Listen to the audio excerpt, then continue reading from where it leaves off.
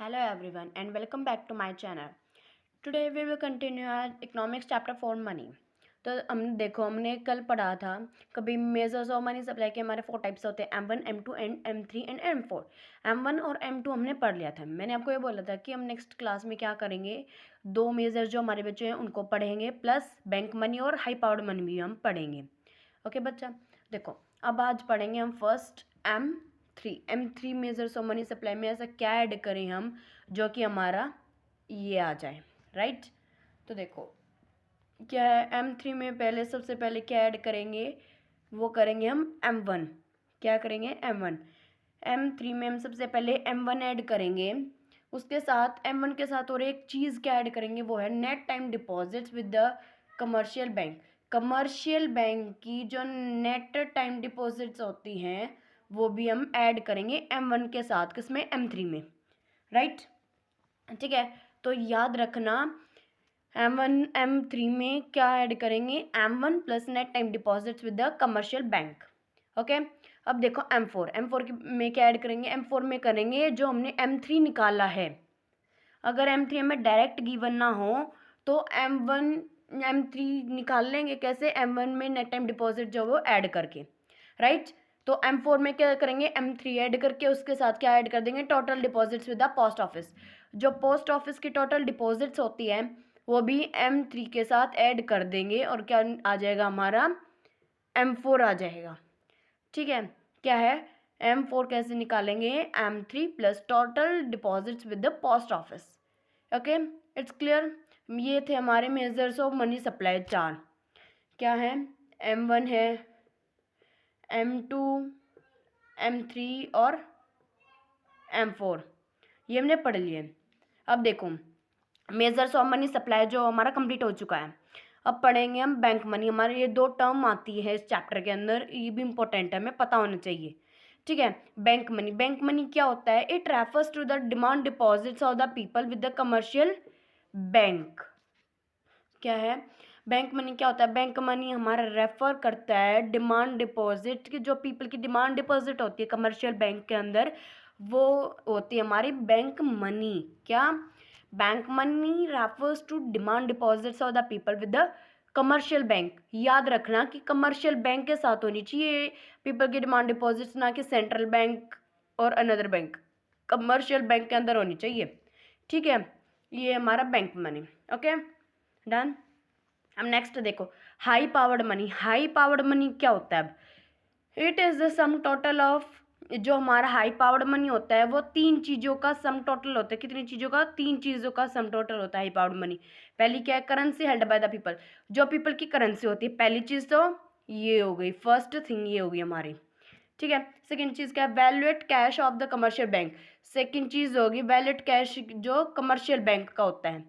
Okay, third है cash reserves of the commercial bank with RBI. जो cash reserves होते हैं कमर्शियल बैंक के आरबीआई के साथ, थर्ड चीज़ वो इंक्लूड की जाती है. ये होता है हमारा हाई पावर्ड मनी.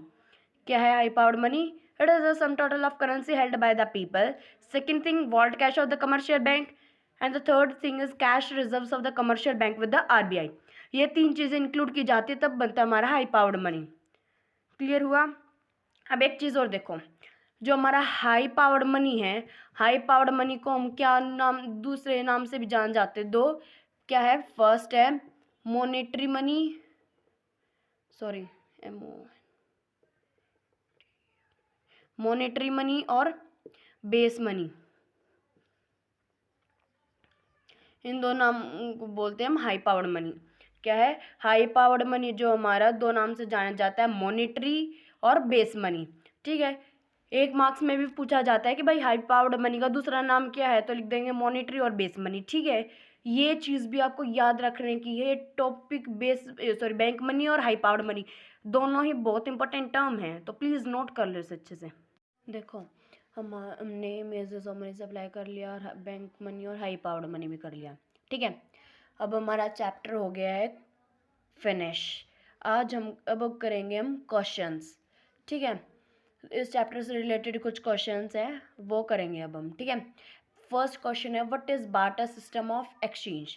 मैंने आपको थ्योरी के टाइम बताया था बार्टर सिस्टम ऑफ एक्सचेंज क्या होता है हमारा.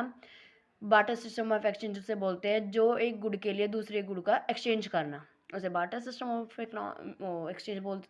बाटर सिस्टम ऑफ एक्सचेंज को दूसरे नाम से भी दे देते हैं सीसी इकॉनमी। किससे? CC economy. ठीक है, इस नाम से भी दे देते इसे सीसी इकॉनमी। ओके बच्चा, ठीक है। अब देखो फर्स्ट क्वेश्चन हो गया clear. Okay, then we come to next. Second question हमारा define double coincidence of bonds. Double coincidence of bonds क्या होता है हमारा?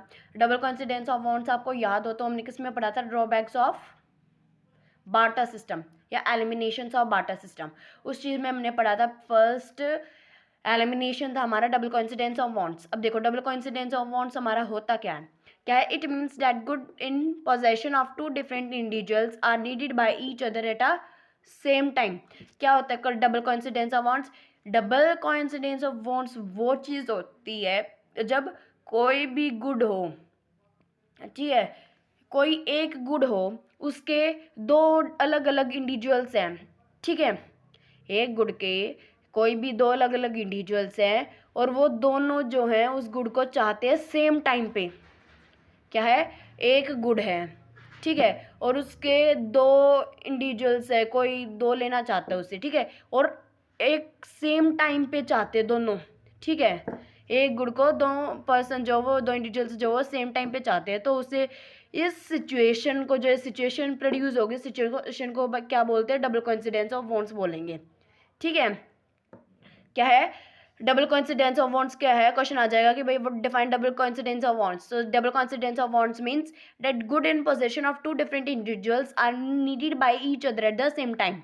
This is called this situation is called the double coincidence of bond. ये situation produce हो जाएगी तो भैया वो होगा हमारा डबल कोइंसिडेंस ऑफ बॉन्ड्स। ठीक, समझ आया?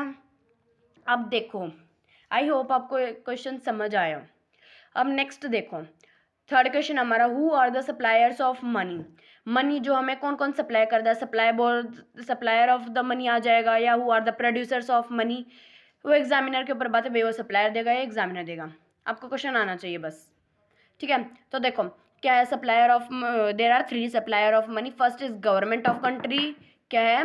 कंट्री की गवर्नमेंट। सेकेंड चीज है सेंट्रल बैंक ऑफ कंट्री, ठीक है, क्या है?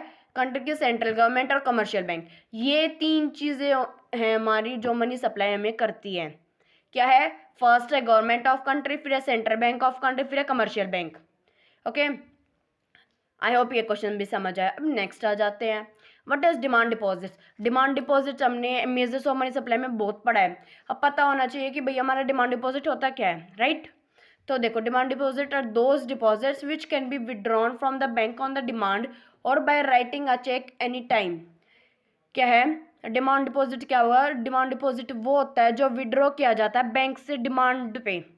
क्या हम डिमांड करेंगे तभी तो वो बैंक से हमारा जो है विड्रॉ किया जाएगा, उसे बोलते हैं हम डिमांड डिपॉजिट। चाहे तो उसे डिमांड के थ्रू हम विड्रॉ करवा सकते हैं बैंक से, या फिर बाय राइटिंग अ चेक, एक चेक साइन करके उस पर अमाउंट लिख के किसी भी टाइम वो भी जो हम विड्रॉ कर सकते हैं एज अ डिमांड डिपॉजिट, ठीक है। समझ आया डिमांड डिपॉजिट क्या है? डिमांड डिपॉजिट क्वेश्चन में पूछा जाता है भाई define demand deposit. Demand deposit बताओ मैं होता क्या है?